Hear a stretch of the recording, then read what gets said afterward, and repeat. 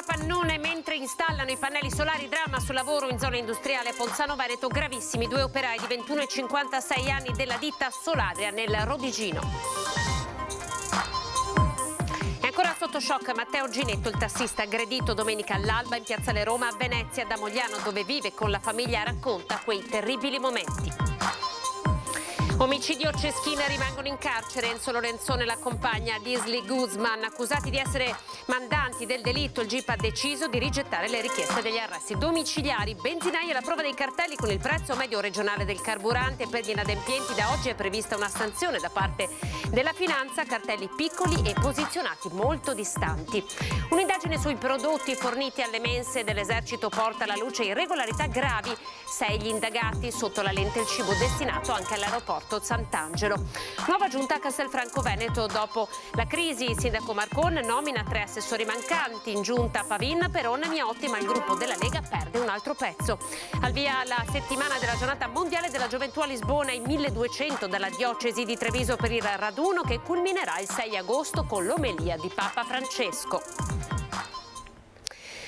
Buonasera, ben ritrovati. TG Treviso, partiamo con il doppio drammatico infortunio del lavoro. Nel pomeriggio siamo a Ponzano Veneto, 2 operai sono precipitati dalla copertura di un capannone. Siamo in zona industriale, sono ricoverati in gravi condizioni al Cafoncello, hanno fatto un volo di circa 8 metri. È cascato giù? È andato giù, non so dopo il motivo, perché se sono saliti sopra o cosa.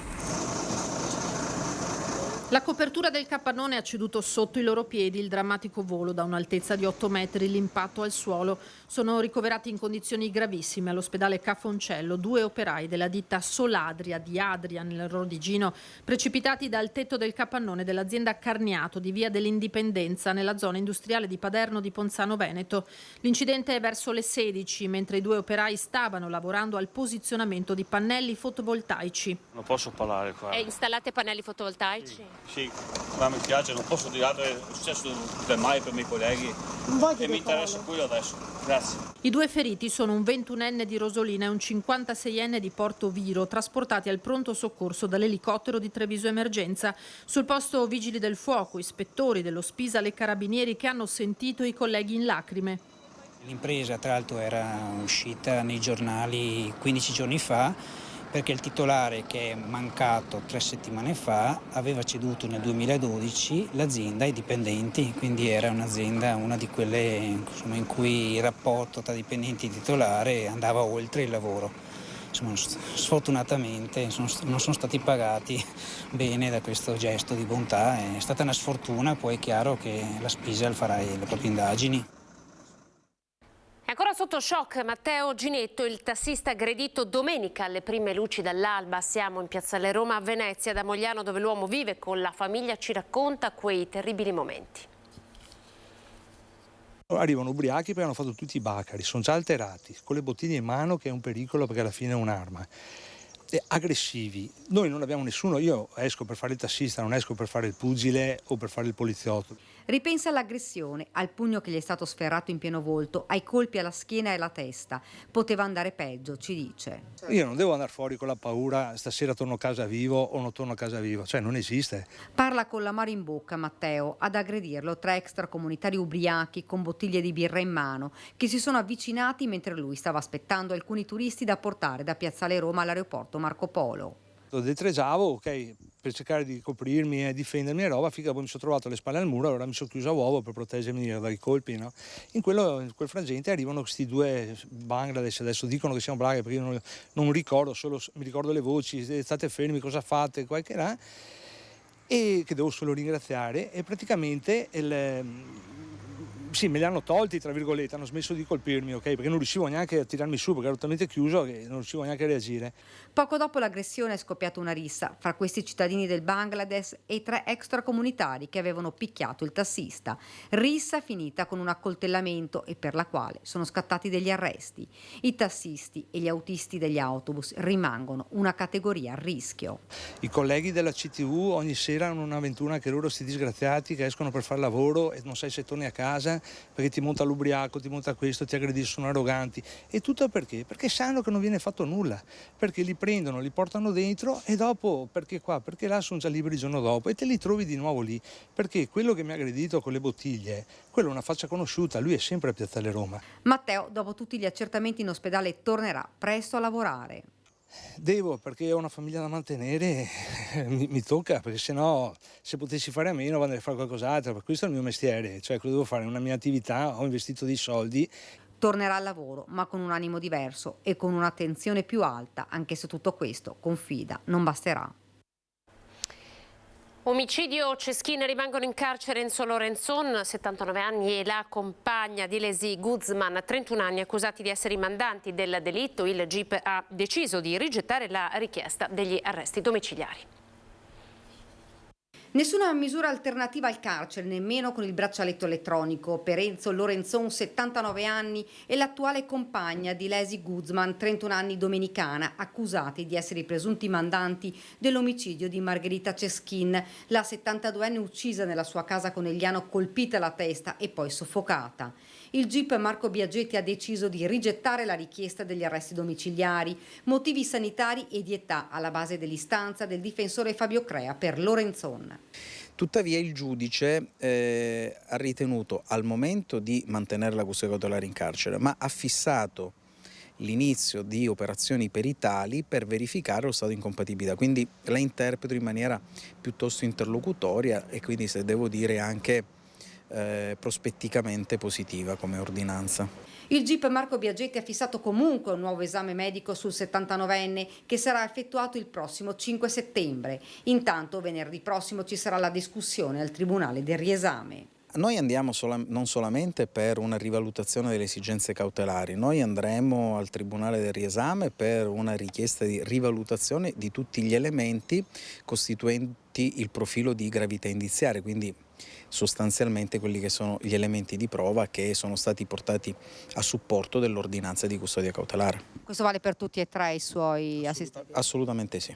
L'avvocato Crea assiste non solo Lorenzon, ma anche i due domenicani arrestati dai carabinieri, uno per aver fatto da intermediario, l'altro accusato di essere uno degli esecutori materiali dell'omicidio. Ha rivisto Lorenzon in questi giorni? Lo ha sentito? L'ho visto stamattina, era abbastanza ancora sconcertato dal fatto di dover rimanere in carcere, sia per la professione di innocenza, ma anche per le sue condizioni di salute. Dal suo punto di vista è piuttosto difficile accettare che debba stare ancora in carcere, soprattutto ritenendo insussistente il pericolo di fuga.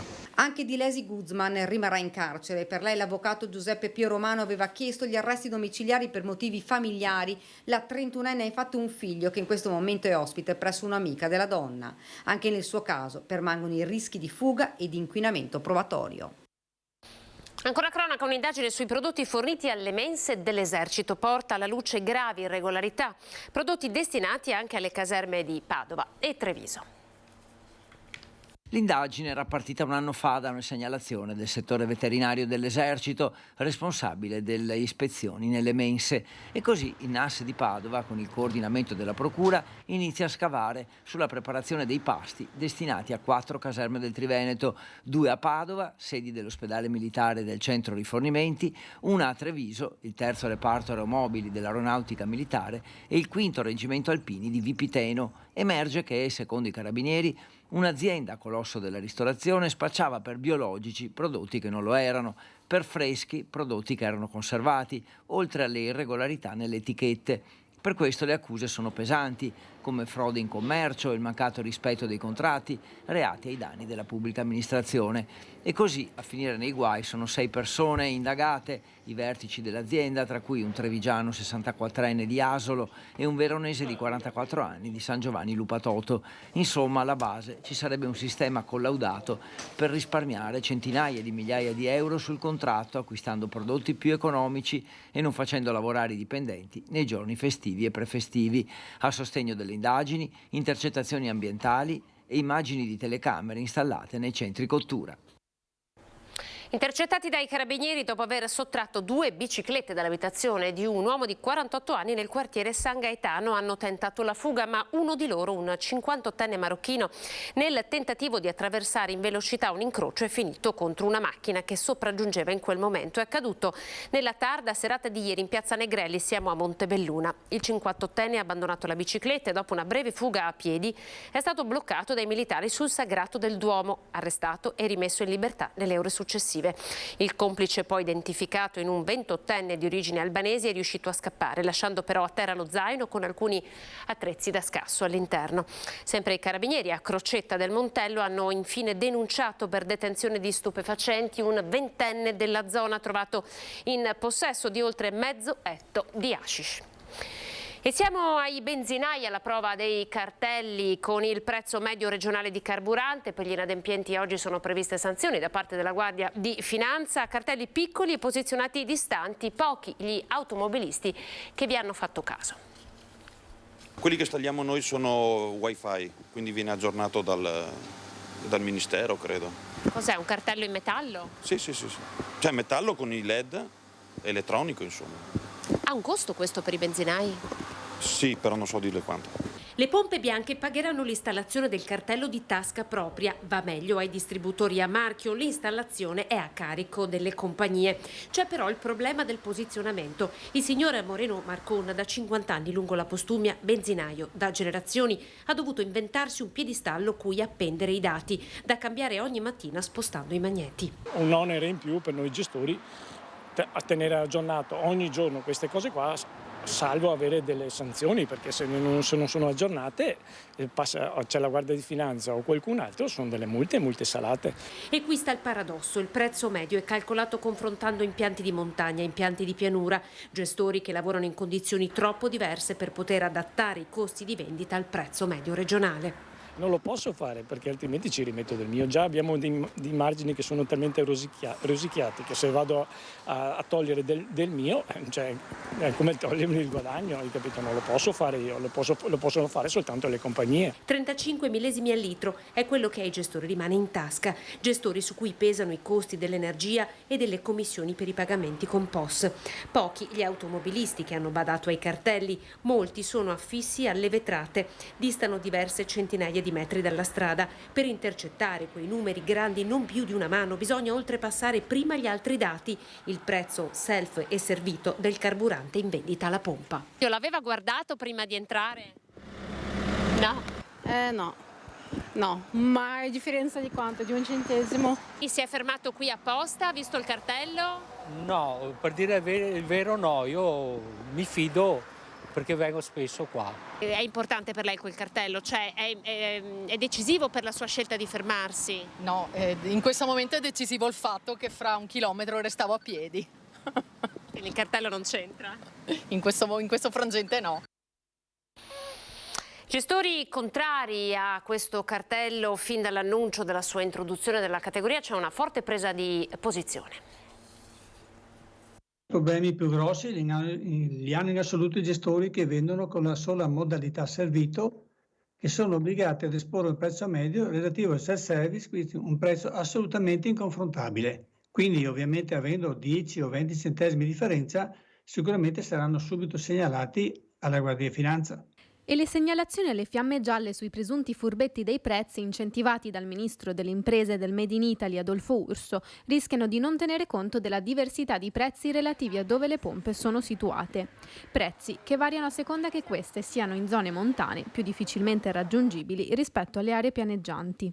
Da qui i dubbi della categoria. Certo che quando il ministro D'Urso va a dire chiaramente a tutti quanti guardate il prezzo, se trovate che quel di più sia scorretto, chiamate noi o la Guardia di Finanza. Non ha specificato quanto di più, perché se poi il di più è 1 centesimo lasciamo perdere, ma se un cliente per di più si intende anche 1 millesimo, veda lei. Nessuna segnalazione rilevante è pervenuta nella prima giornata di obbligo di esposizione del prezzo medio dei carburanti. Da parte dei benzinai però una forte presa di posizione nei confronti del provvedimento. Noi provvederemo quanto prima a una segnalazione all'antitrust nazionale ma soprattutto comunitario, perché in ogni caso questo cartello è anticoncorrenziale.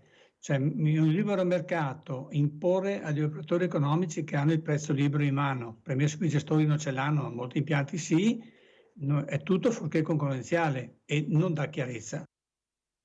In città, in piazza Borsa, primo denunciato in seguito ai controlli serrati delle forze dell'ordine. Si tratta di un brasiliano che ha violato il divieto di rientrare in città. Sta già dando dei risultati il giro di vite delle forze dell'ordine in piazza Borsa a Treviso dopo che il Comitato per l'Ordine e la Sicurezza riunitosi in prefettura ha stabilito che la zona venga presidiata con continuità. L'obiettivo è evitare che si ripetano assembramenti pericolosi e aggressioni come quella subita nei giorni scorsi dal presidente della Camera di Commercio Mario Pozza, affrontato da un giovane che brandiva una bottiglia. I carabinieri impegnati in un servizio di pattuglia con l'ausilio della stazione mobile hanno denunciato a piede libero un 22enne di origini brasiliane con numerosi precedenti di polizia per reati contro la persona e il patrimonio, sorpreso nei pressi dei giardinetti di Sant'Andrea nonostante fosse sottoposto ad avviso orale e foglio di via obbligatorio col divieto di ritorno nel comune di Treviso, provvedimenti questi emessi nei mesi scorsi dalla questura. 2 anni senza casa, 35.000 euro di anticipo per una ristrutturazione che non è mai avvenuta. È la truffa ai danni di una 61enne trevigiana che si è affidata ad una ditta pensando di poter usufruire del bonus casa.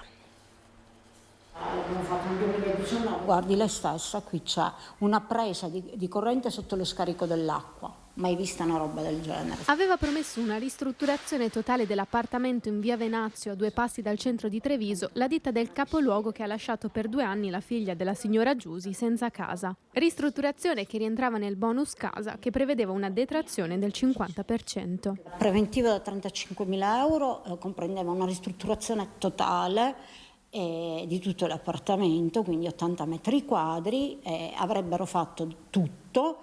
Dall'impianto elettrico, idraulico, abbattimento di una parete, infissi. In realtà, siccome poi non hanno specificato dettagliatamente tutte le voci, si sono rimangiate la parola su tutto quanto, dicendo che non c'era niente in preventivo. Un pagamento anticipato, quello richiesto dall'azienda, giustificato dalla cessione del credito. Lavori iniziati nel 2021 e mai conclusi.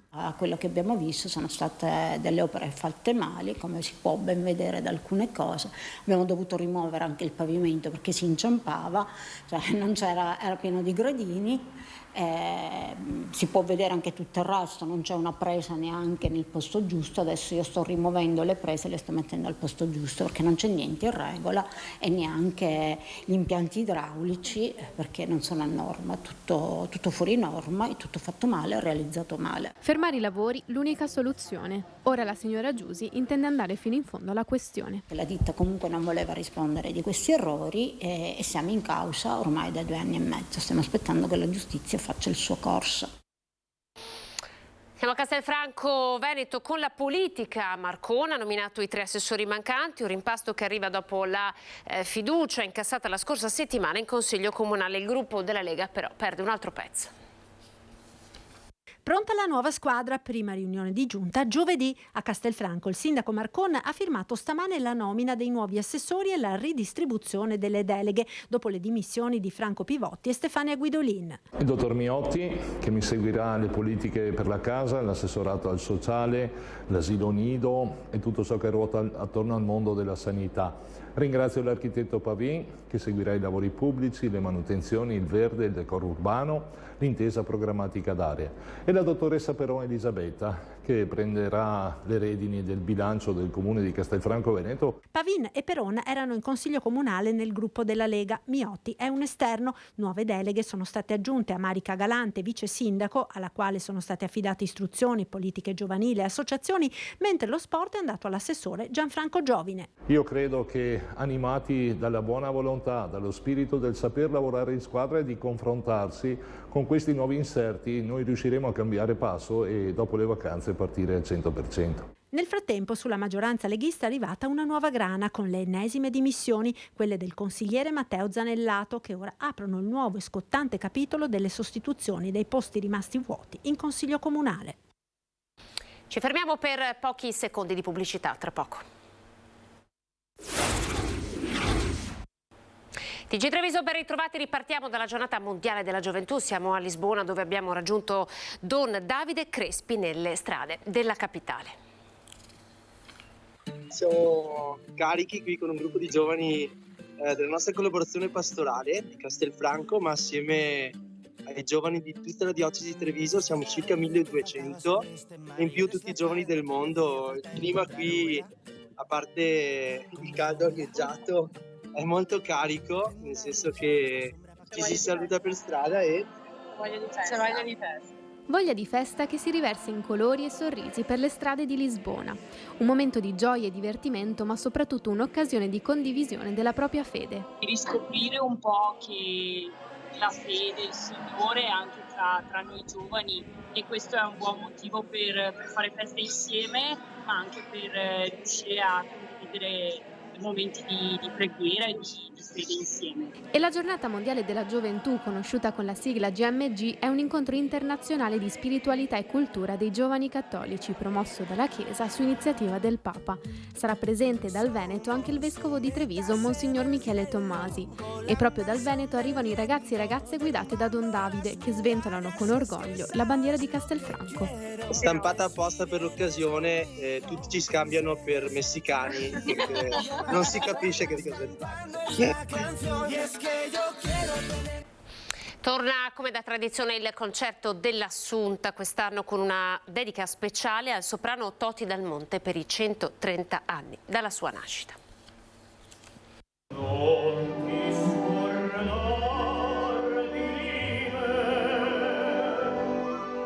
Torna in piazza Santa Maria Maggiore il tradizionale concerto dell'Assunta, quest'anno con la dedica speciale al soprano Toti Dal Monte. Di questo importante soprano, che è stata una vera star della lirica internazionale negli anni delle due guerre, è stata la musa di Arturo Toscanini. Ricorderemo non soltanto la vita ma anche i successi, quindi dagli esordi, giovanissima al Teatro alla Scala, ai grandi successi internazionali, al legame indissolubile con Toscanini, fino appunto alla fine della vita in cui Toti Dal Monte diventa anche mecenate di nuovi talenti. Un programma ricco di giovani e promettenti voci del panorama lirico veneto e nazionale. Gli artisti saranno accompagnati dall'Orchestra Regionale Filarmonia Veneta guidata da Massimo Raccanelli al suo debutto. È il primo concerto dell'Assunta che dirigo e in questo caso appunto nel ruolo di direttore artistico e musicale dell'orchestra. Sono onorato, orgoglioso, felice. Non vedo l'ora. Il concerto dell'Assunta rappresenta il momento conclusivo dei festeggiamenti in onore della Madonna Assunta, che cominciano sin dal mattino del 15 agosto con la messa solenne celebrata dal Vescovo. La serata sarà di ingresso gratuito grazie alla collaborazione di Centro Marca Banca. E in occasione della festa tanto sentita dai trevigiani, anche quest'anno il Museo Bailo rimarrà aperto al pubblico. Un forte segnale che il sindaco vuole dare, uno sguardo verso la candidatura di Treviso, capitale italiana della cultura 2026. Siamo davvero contenti che questa marcia di avvicinamento alla candidatura capitale della cultura italiana del 2026 sia caratterizzata da tutta questa ampissima serie di eventi culturali che va dal cinema al teatro alla lirica, ma ce n'è davvero per tutti i gusti. Ci stiamo preparando nel migliore dei modi, esaltando anche quelli che sono gli interpreti migliori della nostra città.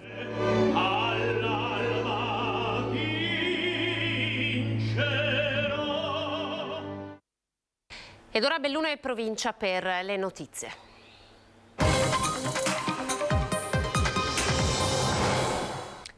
Scattato il conto alla rovescia, giorni alle Olimpiadi e Paralimpiadi invernali 2026 sono meno di 1000, ma l'attesa continua ad essere frastagliata dopo l'esito negativo della gara per la costruzione della pista da bob e l'avvio di una procedura negoziata. La corsa è ormai contro il tempo, giacché il percorso per il nuovo affidamento dovrà concludersi entro 4 mesi.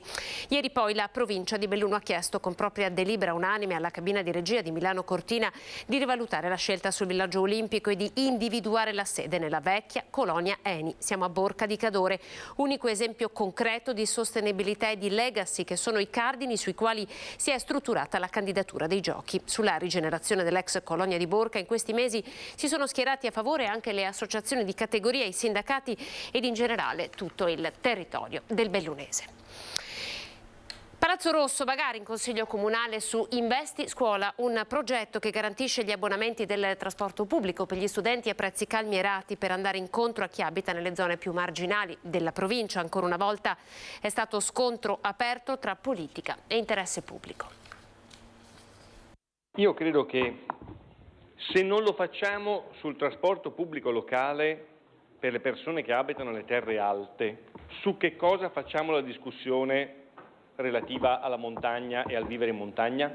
Sembra che non vogliamo disturbare il Presidente della provincia perché con 250.000 euro sembra che abbia fatto tutto il possibile e il massimo. No. Non so se il prossimo anno ci saranno le province elettive, però mi dispiace Farina che sia cominciata qui dentro la campagna elettorale per le provinciali. Competente su questa materia e in specifico su questa questione è la provincia di Belluno, la quale probabilmente si è mossa anche un po' in ritardo. Istantanee da Palazzo Rosso, Consiglio Comunale del 31 luglio. Fra i 17 punti all'ordine del giorno ci sono 15 interrogazioni e la mozione dei gruppi di minoranza sul progetto dell'amministrazione provinciale Investi Scuola, che quest'anno rischia di saltare per l'impossibilità di ricorrere al fondo dei comuni confinanti. Il documento impegna il sindaco a formalizzare una richiesta di sostegno economico al presidente Zaia, visto che la regione è competente in materia di trasporto pubblico locale. Fratelli d'Italia alza le barricate e presenta un ordine del giorno per abbattere il suo nemico numero uno, il presidente della provincia Roberto Padrini, il quale poche ore prima sullo stesso tema porta a casa il sì unanime dei suoi consiglieri all'utilizzo di 250.000 euro dell'avanzo di amministrazione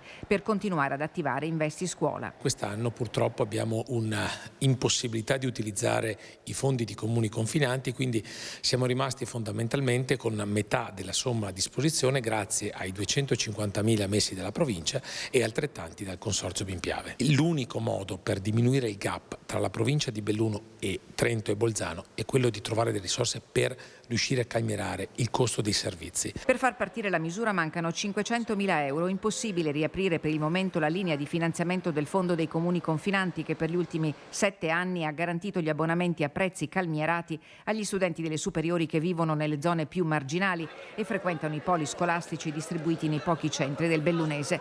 Nella sala consigliare di Palazzo Rosso ieri pomeriggio su Investi Scuola si è consumata una bagarre. Chiamato in campo Padrini ha risposto al fuoco incrociato del centrodestra e segnatamente di Fratelli d'Italia e del suo coordinatore regionale Luca De Carlo, senatore e sindaco di Calalzo. Io con lui non ho mai affrontato il tema, non mi ha mai chiesto niente, non siamo mai riusciti a fare un ragionamento insieme. Io penso che in questo momento una piccola provincia come la nostra, piuttosto che fare divergenze politiche, serve fare squadra, stare uniti e cercare insieme, e la composizione del Consiglio provinciale lo dimostra, per il bene del nostro territorio. Su Investi Scuola disattese anche le speranze di uno stanziamento da parte della Regione. Oggi a Palazzo Ferrofini è stato bloccato l'emendamento presentato dal consigliere del PD Jonathan Montanariello, con il quale si chiedeva alla Giunta di destinare 500.000 euro a Investi Scuola a fronte di risorse da ripartire pari a 31 milioni di euro. La maggioranza ha votato contro. Tra i consiglieri bellunesi, entrambi del Carroccio, l'unico sì è arrivato da Silvia Cestaro, assente il consigliere Puppato. Multa salata, sequestro dell'attrezzatura da lavoro nei confronti di una persona che a Bodo di Cadore, in un garage di pertinenza di un'abitazione privata, ha svolto abusivamente attività di officina meccanica. A scoprirla e a sanzionare il meccanico abusivo sono stati gli agenti della Polstrada di Belluno. Scusate, al termine di un lungo periodo di osservazione che ha fatto emergere lavori eseguiti e accertati almeno su una decina di automobili. Multati dunque anche 4 clienti che in quel garage avevano portato le proprie auto per lavori di riparazione. L'uomo dovrà pagare oltre 5.000 euro per esercizio abusivo di impresa di autoriparazione. Blocco delle linee telefoniche di internet, siamo ad Araba, blackout per il 4º giorno consecutivo in piena stagione con le attività che necessitano di servizi puntuali e funzionanti. La denuncia è arrivata da Walter De Cassan, presidente di Federalberghi Belluno. Al momento conferma non si riscontra alcuna soluzione al problema nonostante l'immediata attivazione del sindaco di Livinallongo con chi di dovere. Tempi troppo lunghi per un periodo cruciale come quello a cavallo tra luglio ed agosto, continua De Cassan, che guarda ai disagi che iniziano a pesare oltre a danno d'immagine per il comprensorio dell'Alto Agordino. Operatori economici, residenti e turisti stanno già pagando un duro prezzo per questi disservizi, aggiunge il presidente di Federalberghi di Belluno, che se da un lato possono essere generati da eventi imprevisti, dall'altro devono essere trattati con la priorità e l'urgenza del caso. E continuiamo a parlare in questo caso di turismo perché sono tante le località turistiche che impreziosiscono le Dolomiti. Oggi facciamo tappa ad Alleghe. Code per il mare e per la montagna, con il meteo a tenere tutti in allerta come non mai. Alleghe, per sua fortuna, non ha subito danni da fortunali e la stagione estiva sta procedendo bene, anche se forse con un lieve calo. Direi che sta andando bene, è iniziato molto presto perché turisti stranieri li abbiamo già visti ancora prima dell'arrivo del Giro d'Italia, turisti che provengono da diverse parti del mondo, si è aperto l'Oriente, si è aperto l'America e naturalmente il resto d'Europa, questo è molto importante. Anche il turismo italiano mi sembra stia andando bene, naturalmente i periodi di permanenza non sono più lunghi come erano nel passato, però io sto notando veramente delle buone presenze. Naturalmente i conti li faremo a fine stagione. Imperdibile, per chi vorrà esserci, un appuntamento fatto di luci e di riflessi fra l'azzurro del cielo e quello del lago. La gente adesso guarda le previsioni del tempo prima di partire, quindi soprattutto nei weekend tu vedi che se ci sono delle previsioni non favorevoli la gente rallenta l'arrivo, però quelli che hanno prenotato per la settimana ci sono. Una data da non perdere? Beh, sicuramente la serata dei fuochi d'artificio sul lago, il 18 di agosto, che ormai è una tradizione che va avanti da decenni. Naturalmente se ci sarà brutto tempo c'è l'opportunità di spostarla al sabato 19. Con queste belle immagini ci fermiamo, siamo alle previsioni del tempo. Grazie per essere stati in nostra compagnia. Arrivederci, buona serata.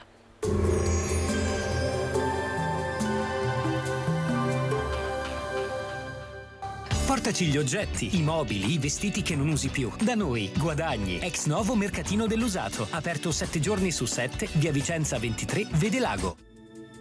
Benvenuti al meteo di Antenna 3. Le previsioni per mercoledì 2 agosto. Sulle zone pianeggianti del Veneto cielo prevalentemente poco nuvoloso, su quelle montane tempo variabile con spazi di sereno più ampi fino al mattino e nuvolosità in aumento nel pomeriggio.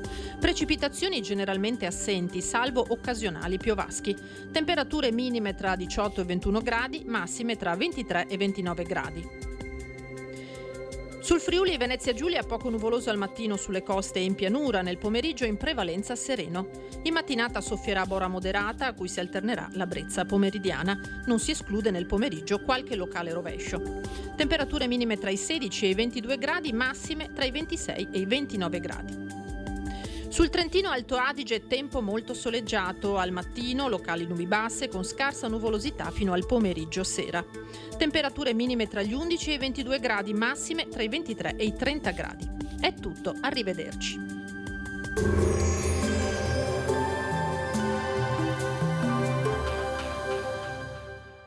Portaci gli oggetti, i mobili, i vestiti che non usi più. Da noi, guadagni. Ex Novo Mercatino dell'Usato. Aperto 7 giorni su 7, via Vicenza 23, Vede Lago.